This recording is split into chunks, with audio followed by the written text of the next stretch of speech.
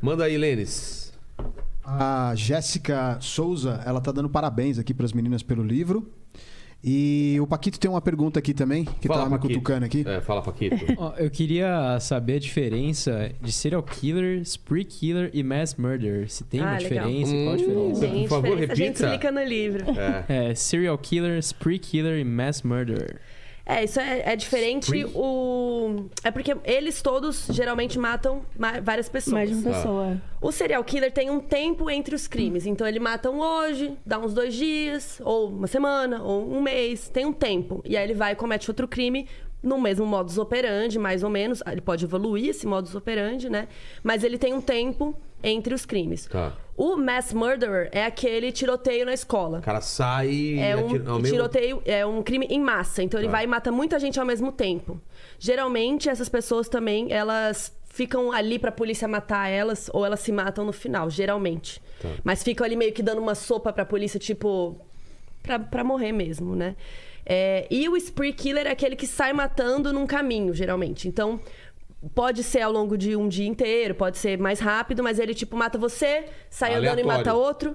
Ele Pode não ser tem Pode ser aleatório e pode ter por exemplo, ele sai de casa e vai até o emprego dele. Tá. E o final dele, ele quer matar o chefe. Tá. Mas ele tá tão puto que ele sai no caminho matando quem ele passa na frente. Esse é o spree. Ele sai numa loucura, entre muitas aspas, porque nem sempre a pessoa é louca, né? Sim. Falando psicologicamente, né? Mentalmente e tal. Mas é esse que sai matando por um caminho. Só que tem algumas classificações já não são mais consideradas para FBI. Então a gente explica tudo isso no livro também. Tem um capítulo que a gente fala dos tipos de crime e a gente explica. Tá.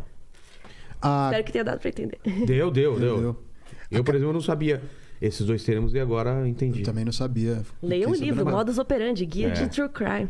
A Karina Santos, ela tá pedindo pra vocês falarem sobre a Bienal. Ah, legal. Vocês vão estar na Bienal? Vamos. A A Bienal gente vai do estar no Livro. dia Bienal? 2. Quando que é a Bienal? É julho? Começa dia 2 de julho, Tá. vai até dia 9.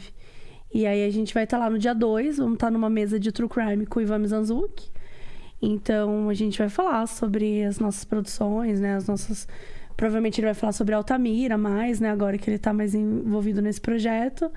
E a gente vai abordar o livro também, vamos falar acho que dos nossos podcasts, né? Enfim, de True Crime no geral, já que a gente produz bastante nesse caminho. E depois vai ter a sessão de autógrafo, né? Com os nossos livros lá. Pra quem quiser, Pra quem quiser. vamos lá. E aproveitar que agora voltou, né? Porque a gente ficou muito tempo sem poder encontrar com ninguém, sem ter convenção, Sim. sem ter CCXP e agora estamos voltando aí, né? Com Eu tô certeza. com maior vontade de ir nesses lugares assim, né? Imagina, feira de energia, livro, né? feira geek, pô, eu tenho uma saudade mesmo. E o Ivan vem, olha que legal, por causa da Bienal, o Ivan vem e a gente vai ter um especial sobre escrita de fantasia, né? Com o Dudu e com o Afonso Solano. E eu não sei se ele confirmou o outro escritor que vem, mas acho que ele já confirmou Já também. confirmou também, ó. Que mais, gente? Paquito tem mais uma aqui. Ó, o Rafa perguntou aqui o que vocês acham que fez o True Crime ter esse boom, assim, nos últimos anos. E eu vou completar a pergunta, se aconteceu primeiro nos Estados Unidos e depois foi pra cá ou foi mais ou menos ao mesmo tempo? Acho que foram muitas produções, assim. Ah, que as é? produções Produções boas. elas... produções de maior qualidade, como o Make a Murder, que a gente citou. O próprio podcast Serial, né? Que foi produzido. Eu não diria... Acho que os Estados Unidos têm grandes participações, como sempre. Mas eu acho que, tipo... A gente também tem a Austrália, Inglaterra. Já, tipo, existem outros países que já estavam falando assim também.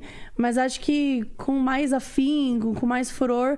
Muito provavelmente os Estados Unidos, assim. Porque hoje a gente até vê, quando a gente entra no streaming, às vezes a gente vê, tipo, um documentário de um crime que aconteceu na Argentina, um crime que aconteceu na Alemanha. Então você tá vendo que tá crescendo, né? As próprias produções audiovisuais brasileiras que cresceram bastante. Caso Evandro, Elise Matsunaga. Então a gente tem aí, acho que muito... E foram bem, né? De audiência, tudo isso, Sim. né? Tudo foi muito, Foram bem pelo menos, bem audiência. comentado Os pra nossos caramba. episódios de casos brasileiros são os que... É? Não são todos, né? Mas, tipo, são muito ouvidos, assim. A galera pira. Até porque a gente Tá mais tá aqui, próximo, a gente... e a gente, às vezes, não sabe todos os Às detalhes. vezes viveu uma parte ou outra, lembrou de tal Não, coisa. o da Elise Matsunaga, eu vou te falar. Vieram 3 programas que a gente abordou e se você assiste os 3, né? Eles vão se conectando. Teve um deles aqui, eu não vou lembrar quem foi, que desenhou que é um dos andares lá da casa dela e falou de onde foi o tiro, como foi, que poderia... Cara, eu acho isso incrível, assim, de você ser colocado dentro da cena do crime e aí ter essa possibilidade, né? De entender aquilo. De Que é o que compreender vocês melhor. fazem também, né? Que, ainda mais que é só áudio, eu acho que fica melhor ainda, né? Você A imersão, a né? imersão, você fica ouvindo aquilo e tentando entender como que é. Fala, você me chamou. Tem uma pergunta aqui, que 2 pessoas fizeram, né? Uma delas foi a Camila, que já Tá nervoso, fez uma tá pergunta. gaguejando, cara. Mas se você tiver- não é suspeito de nada, fica tranquilo. Eles gostariam de saber se elas pretendem fazer casos mais recentes, como, por exemplo, do Henri do Borel, que foi aquele menino que foi morto, né, pelo... A gente espera os casos serem julgados, pelo menos, assim. Porque senão fica muito... E, tipo, onde a gente tem fonte também, tem que ter fonte confiável. E a gente vai ficar comentando umas notícias, sabe? É meio... E é isso também. Às vezes as coisas são muito sensacionalistas. Então a gente gosta de esperar o caso ser julgado, ter uma conclusão, pelo menos. Tem um pra gente contar. distanciamento, né, daquele... Porque às vezes a gente enxerga o caso de um jeito, quando tem o distanciamento, aí entende melhor as nuances. Então vocês podem que atacar de um envolvem. jeito errado, né? Até Exato.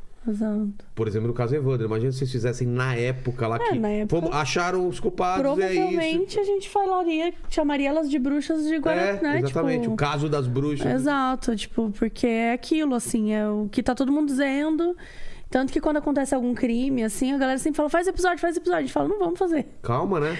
Não dá pra fazer episódio assim, porque senão a gente corre o risco de ser insensível, falar alguma besteira, ou no fim do dia a gente tá falando de vidas de pessoas. A gente vai lá e fala de uma coisa, esse cara aqui é o que é mais suspeito. Por mais que a gente não esteja acusando, também tá um pouco, né? Tanto gente que é linchada.